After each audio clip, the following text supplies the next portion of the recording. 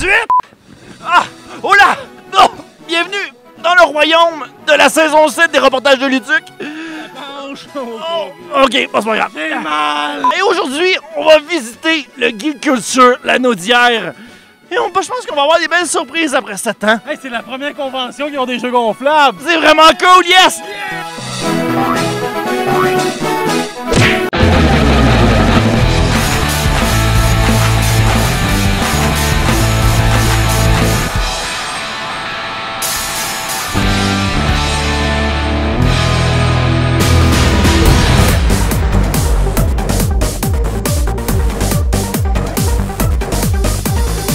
Moi, mes chroniques aujourd'hui, c'est je vais aller voir les gens pour leur dire pourquoi ils sont pas en cosplay ou leur proposer de faire du cosplay. Là, on est avec un beau bonhomme ici que... Hey, bonjour! toi, je te verrai en faire du cosplay un jour. C'est ça un truc qui t'est prêt à t'intéresser. J'aimerais ça. Moi, qu'est-ce que j'aimerais faire, c'est la fée des dents.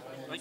Oui, parce qu'il m'en manque 2, justement. J'aimerais me faire des implants. Je me dis, je vais peut-être avoir un rabais en faisant la fée des dents. Ah ben oui, c'est quel cosplay. C'est comme tu faisais de la pub, là. Oui, c'est ça. Je ferais de la pub pour le dentiste de cette façon-là. C'est vraiment comme un objectif, peut-être pour 2018. C'est un plan pour 2018, mais je vais avoir le budget avant, voir avec les REER et tout. Là. Alors, c'est pas parce que vous faites pas de cosplay que vous pouvez pas en faire? C'est pas parce que t'as pas de dents que tu peux pas faire de cosplay, c'est ce qu'on dit.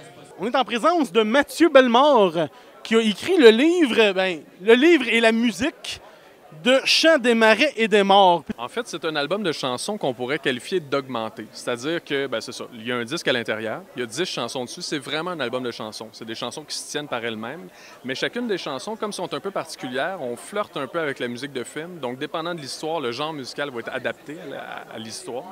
Et puis, j'ai illustré chacune des chansons dans le livre. Donc, ça nous permet, en fait, de suivre les paroles des chansons, de voir se dérouler l'histoire de chacune d'elles. Fait que chaque chanson, dans ce cas-là, devient un genre de film qu'on illustre musicalement et visuellement aussi. Fait que chaque chanson, c'est ça, est un petit monde, on rentre dedans en images puis en musique. Puis c'est 100% québécois, d'ailleurs. Parfait, ça, on aime ça. Il y a comme un gars avec une perruque qui siffle des affaires en arrière là-bas. Arrête de faire salut!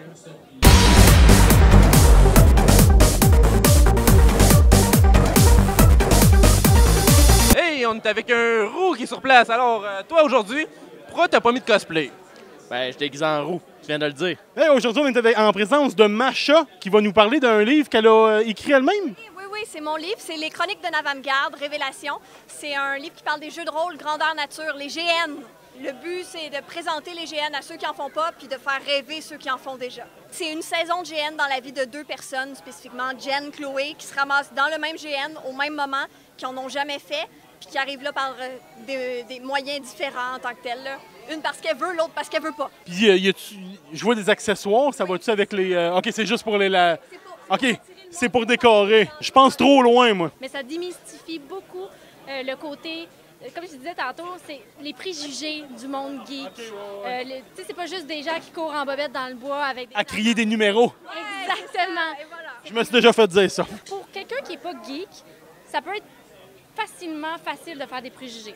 De dire comme, ben, t'es con, t'es enfantin, t'es ci, t'es ça. Puis c'est plate, c'est une réalité qui existe. Et dans ce livre-là, ça démystifie un peu tout pour quelqu'un qui n'en a jamais fait. Mais aussi, ça donne des arguments pour moi en tant qu'hygiéniste de faire comme non, j'ai le droit et je ne dois pas en avoir honte. Chewie, en personne, tu sais que tu pourrais faire du cosplay. Oui, tu pourrais faire du cosplay, puis en même temps, tu pourrais être un personnage que les gens peuvent cosplayer, tu sais ça aussi. Ce silence m'inquiète. Il y a quelque chose d'extraordinaire au Geek Culture, c'est qu'il y a un sport qui comporte des boules. Non, pas toi, Madeleine. Eh bien, je parle du soccer de bulles! Parle-nous un peu de ce sport-là. En quoi ça consiste? Dans le fond, le soccer à bulles consiste à pouvoir jouer au soccer tout en étant en ayant plus de contact avec les autres, genre plus sécuritairement. Puis c'est ça, là, ça apporte beaucoup plus de plaisir parce que tu peux te rentrer dedans puis ça fait pas mal. Moi, je suis pas un fan de soccer. Moi, quand j'étais jeune, on me mettait dans les buts, puis même encore là, j'étais pas très bon. Fait qu'on va voir si avec ça, c'est encore meilleur.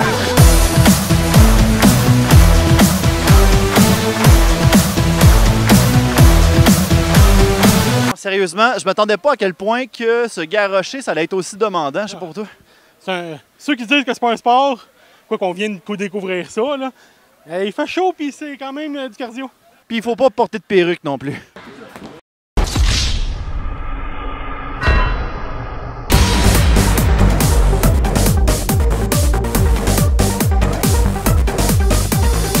j'ai l'honneur d'avoir avec moi des invités du Geek Culture.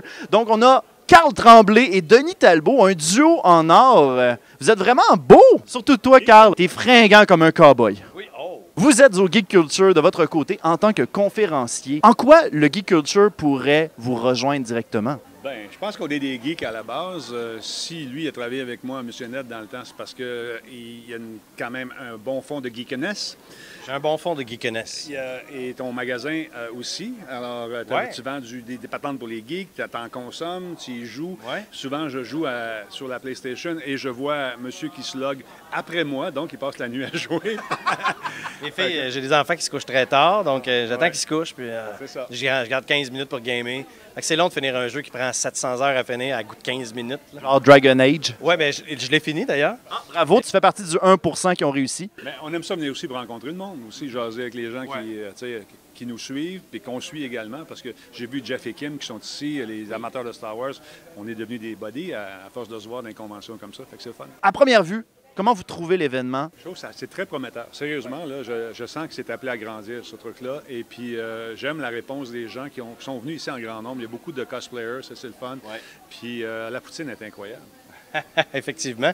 Il y a plusieurs excellents kiosques, des exposants. C'est beau ce qu'ils ont réussi à faire dans la dernière année pour amener ça ici. Je pense qu'Éric et Marisol ont travaillé très fort pour ça. Donc, la réponse, comme disait Denis, est très bonne. Puis on espère que ça va être là l'année prochaine encore. Et ceux qui ne sont pas venus, bien, qui viendront l'année prochaine. Puis c'est encore ouvert demain aussi. Donc, plein de choses de fun.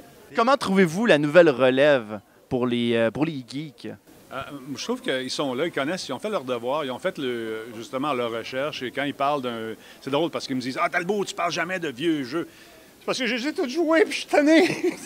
Donnez-moi du nouveau stock. Moi, quand ce jeu-là est sorti, j'étais là. Mais c'est le fun de voir cette recherche-là parce qu'ils apprennent, en faisant ça, ils apprennent les bases de ce que sont devenus les gros titres aujourd'hui. Comment ça a commencé, tu sais. Tu parles du jeu de E.T., par exemple, on l'a vu sur Internet, ce que c'était, mais quand tu as quelqu'un ici qui a la cartouche, puis que tu pouvais vraiment voir comment c'était poche, là, tu sais de quoi tu parles à ce moment-là, tu vois. Mais nous autres, on l'a acheté, ce jeu-là. Vous faites partie des personnes qui ont regretté cet achat-là. Oui, effectivement. Ça aurait pu être pire. Nous autres, de notre côté, c'est No Man's Sky. On s'entend qu'on pouvait jouer quand même, on pouvait faire décoller le vaisseau. OK, c'était plate, mais au moins, dans E.T., tu ne peux pas faire grand-chose. No Man's Sky, c'est vraiment le hype qui a été créé, qui était trop gros. Parce que le potentiel du jeu était vraiment le fun. Si personne n'en avait jamais parlé puis qui était sorti comme ça, mais ils nous l'ont vendu comme le jeu le plus révolutionnaire. C'est effectivement un des jeux les plus révolutionnaires de l'histoire. Il n'y a personne qui va visiter les 5 quintillions de planètes. Mais aussi, il y avait des promesses qui n'ont pas été respectées. Exactement. Mais ça, lui, il ne s'attendait pas à ce que ça finisse. Le créateur du jeu, là... Ils ne se rencontreront jamais. Puis après 3 jours, il y a 2 personnes qui étaient à la même place puis qui essaient de cueillir la même plante puis qui faisaient... Avec lui, les menaces de mort, c'est pauvre gars. Mais ça, c'est encore une fois... La scission qui existe entre le marketing et le créatif, on l'a vécu avec un exemple parfait. Quelqu'un du marketing dit « Oh, ça va être le meilleur jeu au monde! OK!